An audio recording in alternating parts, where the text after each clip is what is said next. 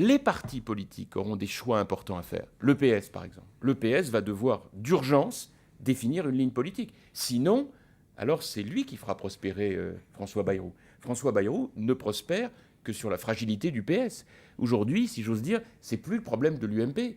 Nous faisons quoi? Nous dénonçons l'imposture qu'il constitue en termes intellectuels à partir du moment où François Bayrou est au départ un homme de droite, un homme de parti de droite, et que comme il n'y a pas réussi, il s'est embarqué à fond, mais c'est un joueur de poker, à faire croire aux Français qu'il est devenu un homme de gauche, avec comme seul message: je ne sais pas si je suis de gauche, dit-il, mais je sais que je combats le sarkozysme. Bon, très bien, c'est une posture.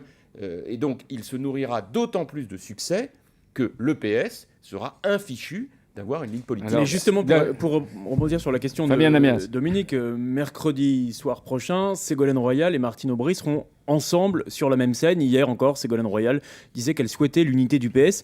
Ça, dans votre souhait des grands équilibres démocratiques, c'est une réponse. Le PS semble plus unifié aujourd'hui qu'il ne l'était il y a quelques jours encore. C'est dramatique que le débat aujourd'hui pour le PS soit de savoir combien de leaders seront sur la même scène. Enfin, vous imaginez, je le dis d'autant plus que nous, on a connu ça. C'est atroce.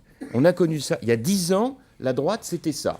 Je me souviens très bien d'une époque, moi je démarrais un peu dans le métier, mais je voyais déjà des trucs de fou. C'est-à-dire qu'on était dans l'opposition et on voyait le combat pour savoir qui se mettrait au premier rang, au deuxième rang, etc. Bon, heureusement, nous ne sommes plus dans ça. Mais là, c'est un truc de fou. Là, c'est un truc de fou ce qui se passe au PS.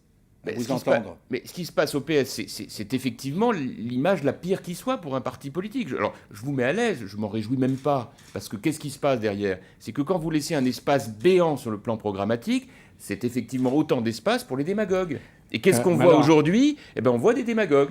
Et de ce point de vue, c'est intéressant de voir la manière dont Bayrou, lui, prend cet espace par défaut. Donc Bayrou, c'est une menace pour le PS, pas pour vous. François Bayrou, c'est un imposteur, c'est un démagogue. C'est donc l'ennemi numéro 1, pour le PS peut-être, mais pour vous aussi. C'est-à-dire, je ne le mettrai pas tout à fait sur le même plan. Pour nous, c'est un adversaire aujourd'hui.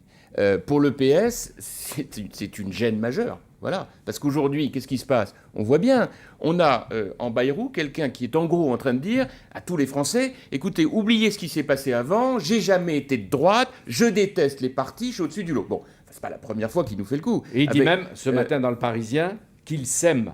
Enfin, du verbe semer. Hein, semer. Je sème, tu sèmes, il sème, oui. Bon. Ouais. Oui, écoutez, c'est bien sûr. Mais en même temps, il aurait tort. Du point de vue tactique, c'est un joueur de poker. Voilà. Moi, je pense que la politique, ça doit être plus un jeu d'échecs, une partie d'échecs qu'une partie de poker.